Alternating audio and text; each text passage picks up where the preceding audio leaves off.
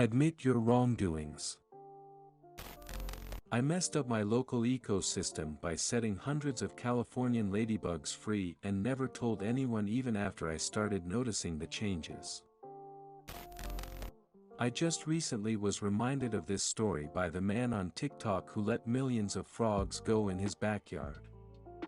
Someone in the comments mentioned the story of a man who let out ladybugs and a wave of regret hit me.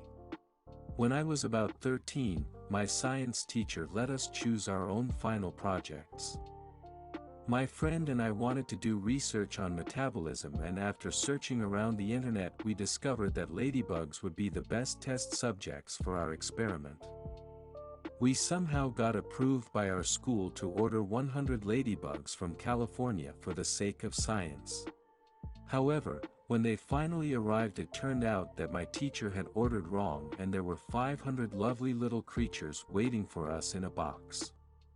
We got a bigger container to hold them all and ran the experiment as planned. Spring break finally rolled around and my teacher assured us that he would take care of the ladybugs while we were gone. However, when we returned the box sat unmoved on the table. Our teacher had forgotten to feed them and they all lay on the bottom, dead from starvation. You would think that having done an experiment on the metabolism of these organisms that can withstand crazy temperatures and prolonged starvation we would have realized they could still be alive, but no. I cried and felt terrible for leaving all of them to die. My teacher reluctantly gave me permission to go bury them to respect their loss. I opened the container and a swarm of ladybugs took flight, dissipating into the air. Some were actually dead, but the majority had left the container. My teacher watched this happen, and although a lot of the details are fuzzy, I'm 99% sure that my teacher told me to keep it quiet. The next years to come came some of the worst ladybug-related disasters my small town had ever witnessed. They crusted the windows of every home and ate foliage like crazy. People who were unfortunate enough to have poor insulation, including me, would find them in every nook and cranny in the house. In such a tight-knit community full of farmers and gardeners, word spread fast. And I just watched it all happen, knowing full well who was responsible. Years went by until the population of ladybugs seemed to go back down, but they still run rampant. I'm not sure what help could have resulted from my confession, but it certainly would have cleared up what had happened for the dozens of townspeople who didn't understand why this was happening to them. I feel absolutely terrible and wish I had confessed sooner.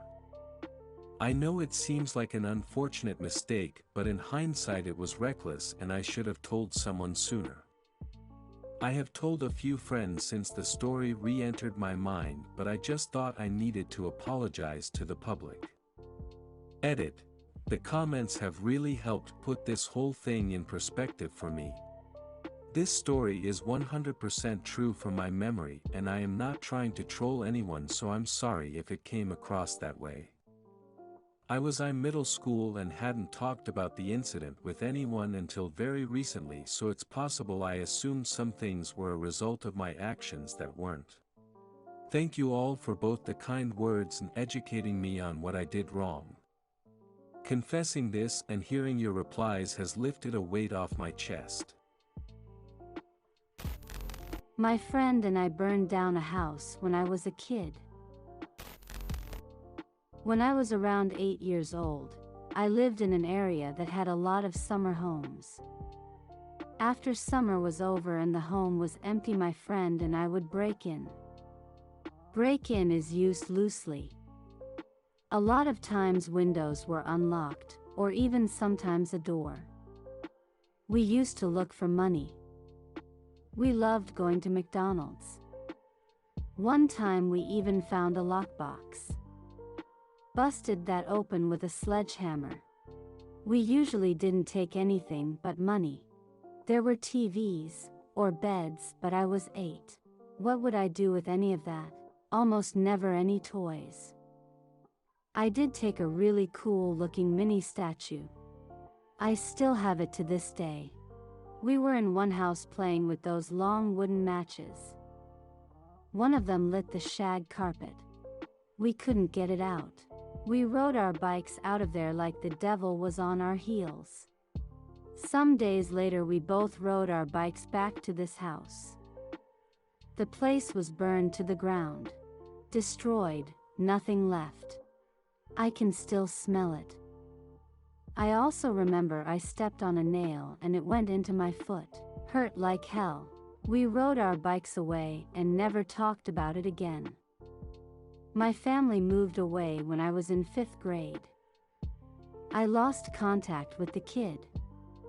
I have never told anyone. I laughed at a visibly shy waiter's voice who was just starting.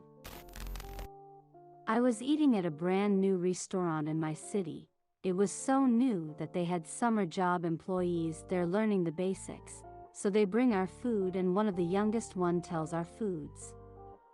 He's like a 17 years old, very tall and big looking guy who's obviously new and a little bit shy, so he says our foods and he has a very high pitched voice and it just came as a shock to me, so I laugh silently as he asks what dish belongs to me. There's 4 waiters around my family's table and all are silently waiting for me to answer as I realized what I just did. He goes silent for a moment and I'm just embarrassed and filled by guilt. Afterwards I was ashamed of myself because he's just starting and on his first day working someone laughs just at his voice. Even my family noticed my laugh and asked me what it was about. The worst part is that he was visibly shy, walking behind older employees and hands shaking a bit when he poured us our drinks. He didn't come to our table after that and I couldn't do anything but just hold my head in shame and try to eat as I saw him stay behind the counter following the other employees. I hope he didn't get upset. That would devastate me if I was in that situation. Edit. I'd like to add that I'm underage and not a full-blown adult man laughing at young people's voices. He was older than me, so he might have just thought that I'm a kid that thought of a joke. I didn't laugh at his face. I was looking at my family member across from me and silently chuckled in their direction. It doesn't change the fact that what I did was wrong and one of the worst possible things you could do to a young shy waiter just starting his summer job.